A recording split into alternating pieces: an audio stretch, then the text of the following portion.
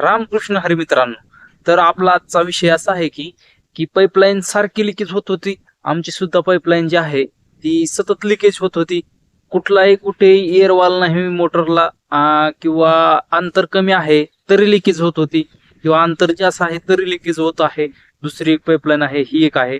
मी हिलाही तोच जुगाड केलेला आहे आणि दुसरीलाही तोच जुगाड केलेला आहे. दोन्ही मोटरांच्या पाईपलाईनी ज्या आहेत, आता दोन्ही विहिरींच्या पाईपलाईनी त्या आता लिकेजच होत नाहीत.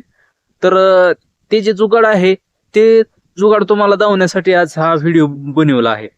तर आता मी तुम्हाला ते जुगाड दावणार आहे.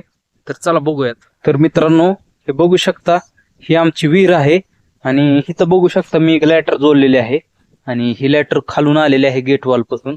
तुम्हाला दावतो, इकडे जाऊन गेट वॉल दावतो.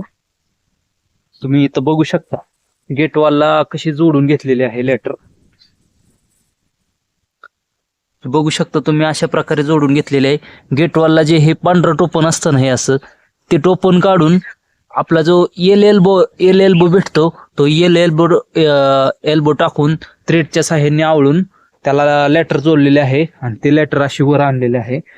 चला तुम्हाला दाखवतो कशी जुगाड केलेला आहे. आणि आता ही लॅटर चालू ठेवायची गरज नाही.